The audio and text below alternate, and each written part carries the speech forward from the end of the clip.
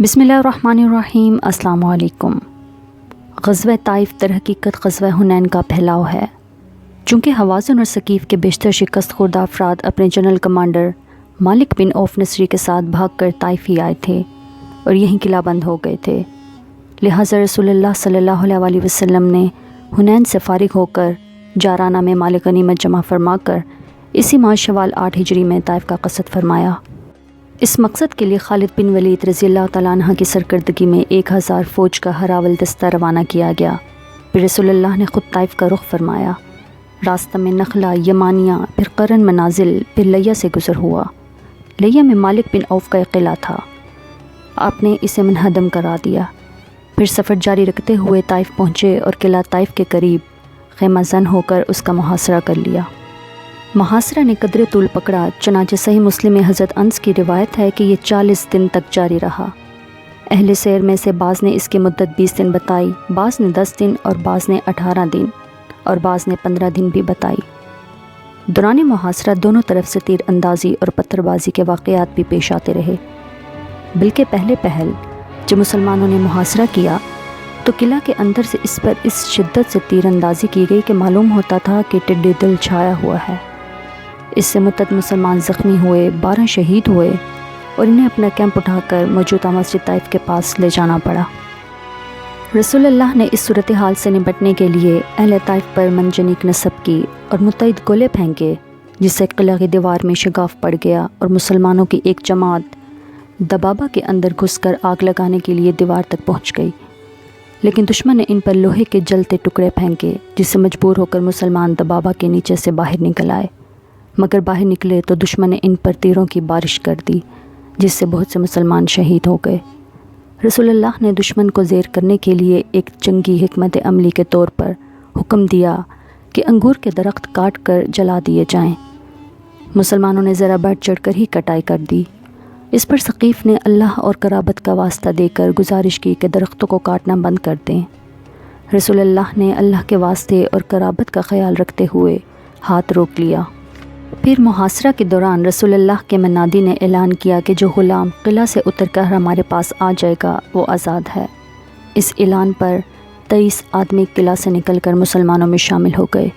इन्हीं में से हज़रत अबू बकर सिद्दीक़ रज़ियल्लाहु तआला अन्हु भी शामिल थे।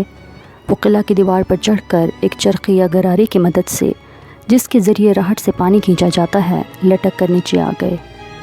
चूँकि गरारी को अरबी में बकरा कहते हैं, इसलिए यहाँ ये बात बताना ज़रूरी है कि रसूलुल्लाह ने उनकी कुनियत अबू बकर रख दी गई। इन सब गुलामों को रसूलुल्लाह ने आज़ाद कर दिया और हर एक को एक एक मुसलमान के हवाले कर दिया और उसे सामान वहाँ पहुँचाना लगे। जब मुहासरा तूल पकड़ गया और किला काबू में आता नज़र न आया और मुसलमानों पर तीरों की बारिश और गर्म लोहों की ज़द पड़ी और इधर अहले किला ने साल भर का सामान खुरोनोश भी जमा कर लिया, तो रसूलुल्लाह ने नौफल बिन माविया दिली से मशवरा तलब किया। उसने कहा, लोमड़ी अपने भट में घुस गई है, अगर आप इस पर डटे रहे तो पकड़ लेंगे और अगर छोड़ कर चले गए तो वो रसूलुल्लाह का कुछ बिगाड़ नहीं सकती। ये सुनकर रसूलुल्लाह ने मुहासरा ख़त्म करने का फ़ैसला फरमा लिया और हज़रत उमर बिन ख़त्ताब रज़ियल्लाहु तआला अन्हु के ज़रिए लोगों में ऐलान करवा दिया कि हम इंशाअल्लाह कल वापस होंगे। लेकिन ये ऐलान सहाबा कराम पर गरां गुज़रा और वो कहने लगे कि हम ताइफ़ को फ़तह किए बगैर वापस नहीं होंगे। रसूलुल्लाह ने फरमाया, अच्छा तो कल सुबह लड़ाई पर चलना है।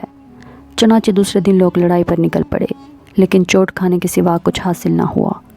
तो उसके बाद रसूलुल्लाह ने फिर फरमाया कि हम इंशाअल्लाह कल वापस होंगे। इस पर लोगों में खुशी की लहर दौड़ गई और उन्होंने कुछ कहे बगैर सफ़र बांधना शुरू कर दिया और ये कैफियत देखकर रसूलुल्लाह मुस्कुराते रहे।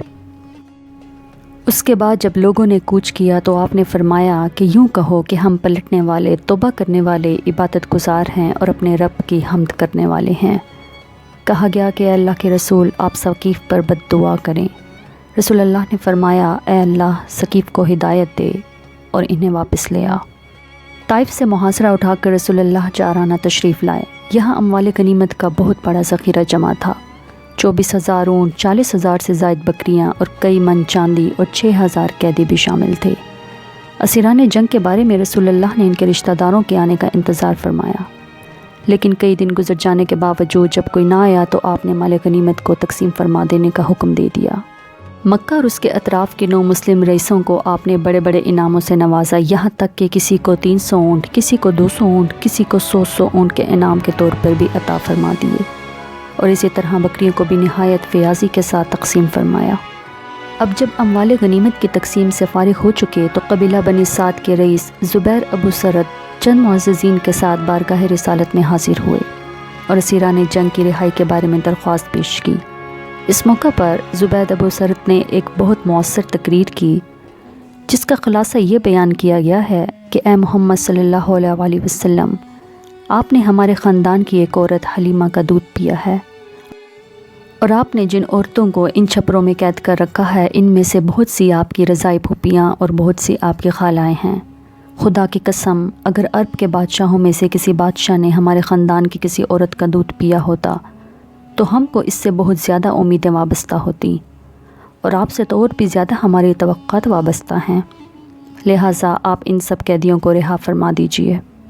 زبیر کی تقریر سن کر رسول اللہ بہت زیادہ متاثر ہوئے اور آپ نے فرمایا کہ میں نے آپ لوگوں کا بہت انتظار کیا، مگر آپ لوگوں نے آنے میں بہت زیادہ دیر کر دی۔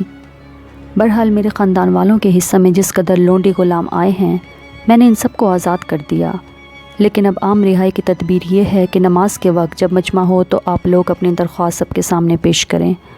چنانچہ نماز ظہر کے وقت ان لوگوں نے درخواست مجمع کے سامنے پیش کی، اور رسول اللہ نے مجمع کے سامنے یہ ارشاد فرمایا کہ مجھ کو صرف اپنے خاندان والوں پر اختیار ہے، لیکن میں تمام مسلمانوں سے سفارش کرتا ہوں کہ قیدیوں کو رہا کر دیا جائے۔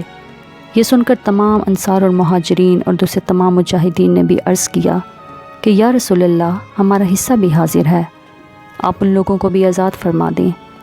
اس طرح دفعتاً 6000 اسیران جنگ کی رہائی ہو گئی۔ رسول اللہ نے مال غنیمت کی تقسیم سے فارغ ہو کر جارانہ ہی سے عمرہ کا احرام باندھا اور عمرہ ادا کیا، اور اس کے بعد عتاب رضی اللہ تعالیٰ عنہ بن اسیت کو مکہ کا ولی بنا کر مدینہ کی طرف روانہ ہو گئے۔ انہی اوقات میں اللہ تعالیٰ نے آپ صلی اللہ علیہ وسلم کے سر پر فتح مبین کا تاج رکھ دیا، اور شہر مدینہ نے رسول اللہ کا اس حیثیت سے استقبال کیا کہ مکہ آپ صلی اللہ علیہ وسلم کے زیر نگی ہیں، اور اس نے اپنی کبریائی اور جاہلیت کو آپ صلی اللہ علیہ وسلم کے پیروں تلے ڈال دیا، اور آپ اس کی پچھلی خطا معاف کر کے اسے اسلام کے ذریعے سرفرازی بخش رہے ہیں۔ اور بے شک قرآن پاک میں فرما دیا گیا، یقیناً جو شخص راست بازی اور صبر اختیار کرے گا تو بلا شبہ اللہ تعالیٰ نیکوکاروں کا اجر ضائع نہیں کرتا۔